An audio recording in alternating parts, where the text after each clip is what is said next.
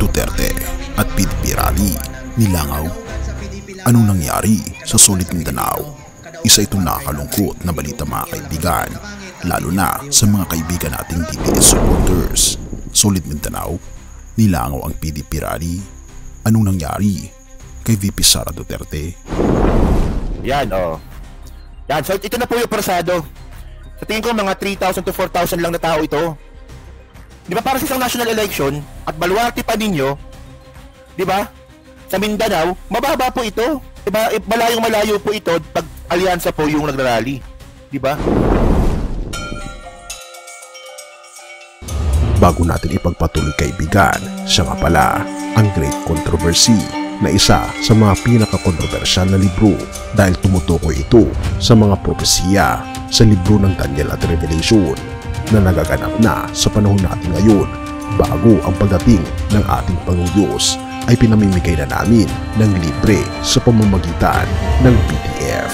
At ito ay nasa limited lamang na panahon, kaya i-click mo sa description sa baba upang ma-avail mo kaibigan ang napaka-importanteng libro ito na magbubukas sa iyo sa mas maliwanag mong hinaharap. Purihin ang ating Panginoong Diyos at tayo magpatuloy. Akala ko ba solid, pero bakit ganito? Sa simula pa lang, ramdam na ang tensyon, mainit ang araw, mainit ang eksena. Hindi pilaban rally ito, hindi basta-basta kasi nandito raw ang solid base ng mga Duterte. Pero teka, nasaan ang napakaraming tao? Oo, may entablado, may ilaw, may mic, pero kulang sa isang bagay, kulang sa tao. Ang baluarte raw ni Duterte. 4 years pa ulit-ulit ang narrative, Solid Mindanao, walang tatalo sa mga Duterte dito. Every election, Mindanao was painted as the impenetrable fortress, but something changed. Sara Duterte, umayaw bago pa magsimula. Totoo ba ito? Di umano, nagulat daw ang lahat nang biglang hindi raw natuloy si Sara Duterte sa kanyang partisipasyon. Di umano'y hindi na siya tumuloy sa rally. Ang rason daw, ayon sa isang insider source, konti daw ang tao. Pero teka, kung solid talaga at makikitang may dumating man, ay kakaunti lamang. Kung dati kailangan maghagis ka ng tubig para lang pakalmahin ang siksikan sa crowd, ngayon kahit electric fan, wala kang mahahampas. Bakit pa siya nandyan? Bongo nagsasalita habang may umaalis. Totoo ba ito? Di umano, habang nagsasalita daw si Bongo, may mga nagsisimulang umalis. Hindi lang isa, hindi lang 5, hindi lang 10, grupo-grupo silang umaalis. Ang tanong, totoo ba ang video na ito? Atin itong tignan mga kaibigan.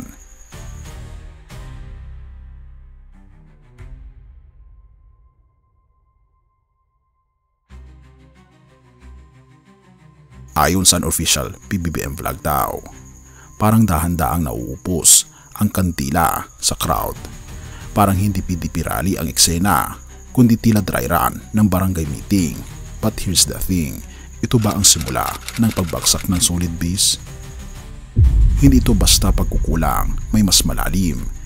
Hindi ito simpleng pagkukulang sa promo o technicals. Ito ay pagbabago ng ihip ng hangin. For the first time in years, Mindanao isn't behaving like the predictable Duterte heartland. Therefore, the question now is, may bago na bang sinusundan ang mga tao? Sino ang may fault? Si Sara ba? Ang PDP o ang taong bayan? Sara may have sent it first, ang lamig ng tao, kaya hindi na siya tumuloy. Some say it was a tactical move, but others see it as a sign of detachment, hindi na gaya ng dati. Ang tanong, totoo ba ito? Ang PDP, maraming nagtataas ng kilay dahil kung ito ang rally ng dating pinuno ng bansa, bakit tila walang gana ang masa? At ang taong bayan, may sarili silang narrative at matatalino na ang mga tao ngayon at hindi na umuobra ang lumang makasigaw. Pero ito ang mas malalim na tanong.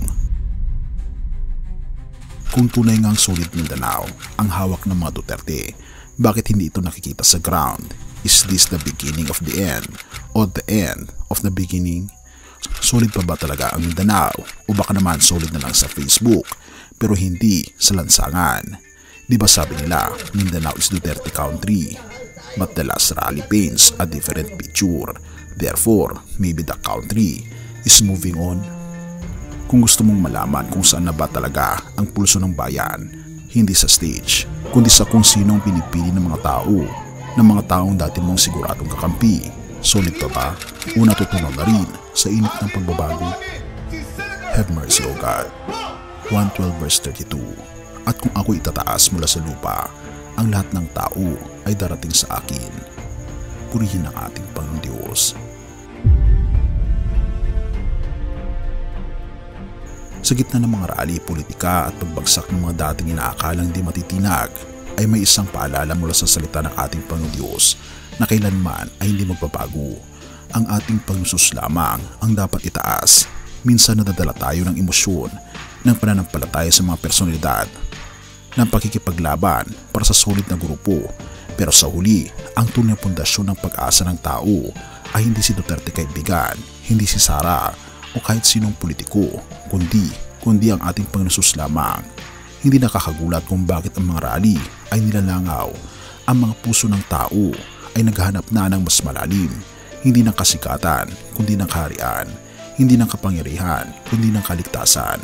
Kung ako'y itataas, ang sabi ng ating Panginoon Hesus, hindi kung itataas si ganito o si ganoon, hindi kung sinong makapangyarihan, hindi kung sinong sinasabing makapangyarihan ang nasa entablado, kundi kung ang ating Panginoon Hesus ang nasa gitna, ang lahat ng tao ay mapapalapit sa Kanya. Ang tunay na rally, kaibigan, ay hindi sa plaza. Ito sa altar ng ating puso. Ang tunay na pulso ng bayan ay hindi nasusukat sa dami ng dumalo sa political gathering, kundi sa dami ng pusong nagpapasakop sa pamumuno ng ating Panginoon Kristo. Kaya kapatid, huwag tayong malito. Kung gusto natin ng tunay na pagbabago, ang ating Panginoon Hesus ang ating itaas. At kung siya'y ating itataas, siya mismo ang mapapalapit ng mga tao sa Kanya. Purihin ang ating Panginoon Diyos at tayo manalangin. Ama naming Diyos na makapangyarihan sa lahat, patawarin niyo po kami sa mga panahong mas pinipili namin ang tumanaw sa tao kaysa sa iyo.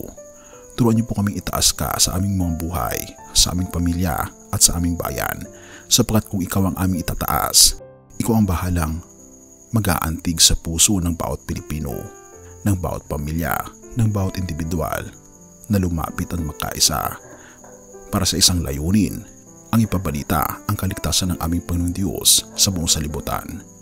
Pinupuri po namin at pinapasalamatan o aming Panginoon Diyos sa inyo pong kabutihan sa amin, at patuloy niyo po kaming gabayan at patawarin niyo po kami sa lahat ng aming pagkukulang at pagkakasala, sapagkat ito sa amot hiling sa matamis na pangalan ng aming Panginoon Jesus. Amen.